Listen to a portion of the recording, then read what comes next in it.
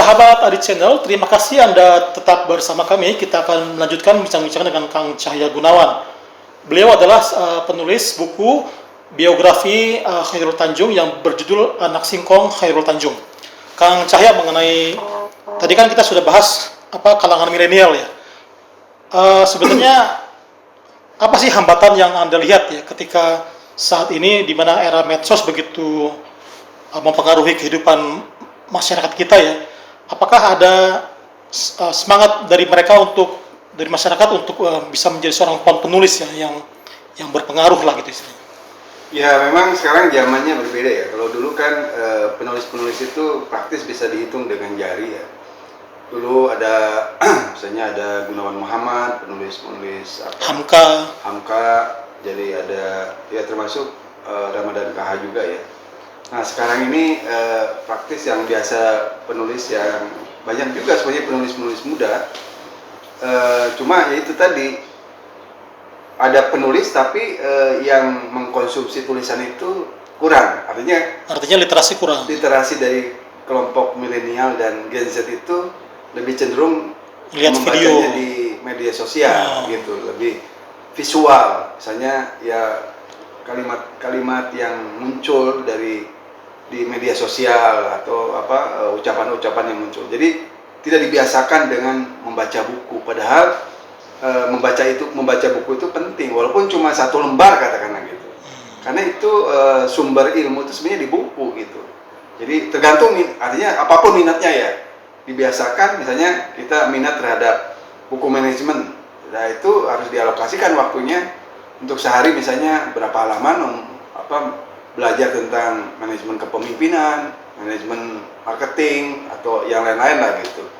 Atau tentang ilmu-ilmu keagamaan gitu. Harus sumbernya itu buku sebenarnya. Karena jendela dunia itu ya buku sebenarnya kan gitu. Jadi kalau kita lihat ya tradisi di luar negeri itu orang di public transport itu kan orang bawa buku.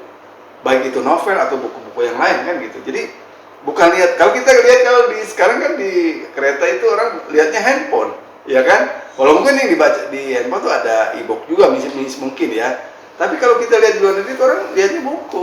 Orang yang lagi di pesawat atau di kereta itu sambil baca buku gitu. Jadi tidak menyia-nyiakan waktu gitu. Nah, jadi bagi penulis walaupun misalnya sekarang atmosfernya itu kurang mendukung, tapi bagi teman-teman generasi muda yang hobi menulis, jangan patah semangat, tetap aja menulis. Jadi seringkali karena tulisan itu adalah ekspresi diri kita juga gitu, ekspresi pikiran kita, perasaan kita juga gitu, dan pengalaman kita dituangkan dalam bentuk tulisan gitu. Apapun kalau tulisan kita punya hobi tapi tidak dilatih nulis itu menjadi suka kaku gitu pada saat kita memulai menulis lagi. Ketika Anda sedang menulis, apa ya hambatan-hambatan krusial yang dihadapi dan bagaimana cara menyelesaikannya? Ya sebenarnya mengalahkan diri sendiri, yaitu kemalasan. Sebenarnya itu Mas Fadil. Makanya sebenarnya saya pernah bertemu dengan penulis besar ya di Malaysia. Memang harus dikondisikan itu Mas. Bagi kalangan penulis-penulis lama termasuk seperti saya, jadi suasana itu harus dikondisikan. Tidak bisa, misalnya kita pingin fokus nih supaya bisa nulis, mungkin kita perlu ke tempat-tempat yang sepi, ke hutan atau ke pinggir sungai. Itu memang harus dikondisikan begitu. Saya pengalaman tuh waktu di Malaysia itu ketemu dengan salah satu sastrawan negara ya istilahnya di sana itu seperti itu. Jadi bahkan di rumahnya tuh nggak ada telepon supaya nggak diganggu gitu. Jadi kita menjumpainya itu langsung berdasarkan alamat datang gitu.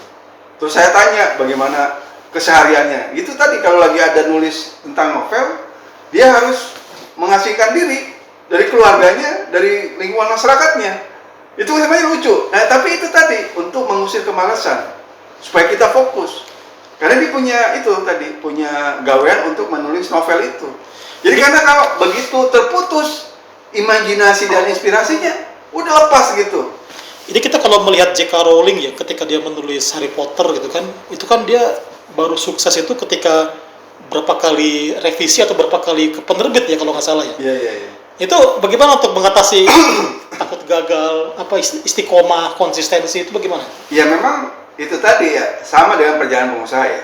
Jadi kegagalan itu adalah kunci sukses yang tertundakan gitu, kira-kira begitu ya. Jadi jangan takut gagal, walaupun gagal terus aja coba terus gitu. Jadi jangan patah semangat lah kira-kira gitu. Jadi saya menulis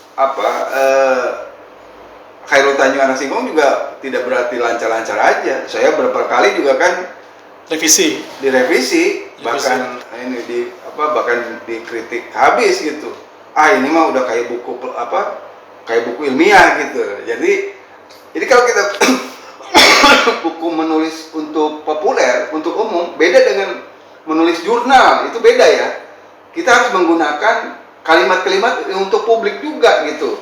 Dan itu nggak gampang, nggak gampang kita, apalagi misalnya kita wawancara dari orang yang menggunakan istilah-istilah asing misalnya.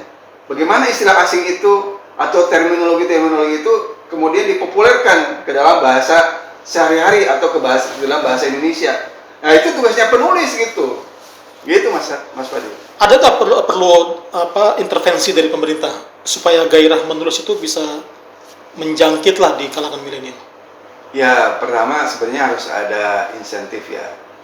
Pertama pajak buku kalau bisa untuk menggairahkan minat baca ya, dan menggairahkan menulis pajak terhadap buku itu diturunkan misalnya gitu kan. Lalu dari pihak penerbit juga royaltinya dibesarkan. Sekarang ini kan kalau boleh saya kemukakan, yang interaksi antara penulis, penerbit dan percetakan dan toko buku, yang menikmati margin paling besar itu toko buku Mas.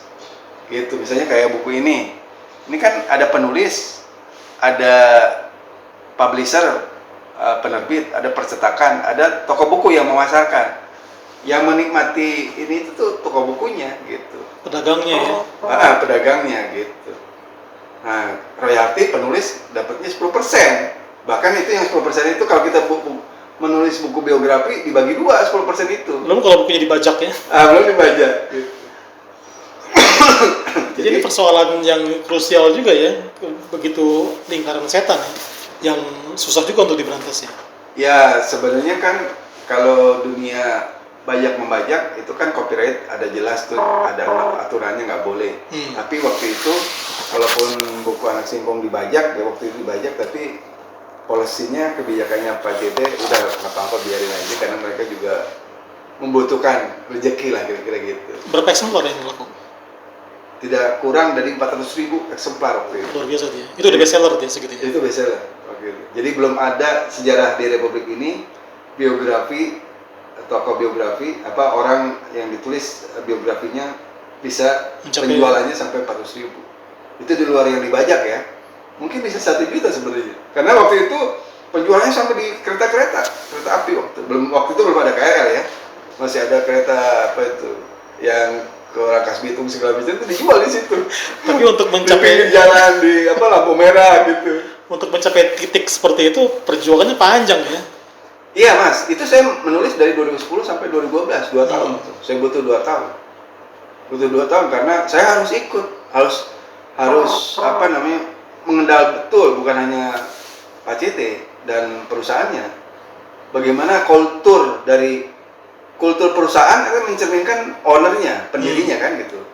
Jadi kultur perusahaan dan nilai-nilai dari yang ditanamkan oleh tokoh yang kita tulis itu, saya harus selami gitu tentang konsep kerja keras, kerja cerdas gitu. Jadi itu dulu nilai-nilai itu. Jadi bukan soal cuannya, soal untungnya bukan, tapi nilai-nilai itu yang ditanamkan oleh pendiri, oleh pengusaha itu kepada karyawannya gitu. Baik, sahabat Audio Channel, tidak terasa kita sudah selesai di segmen kedua, tapi kita akan lanjutkan di segmen ketiga. Tetap bersama kami.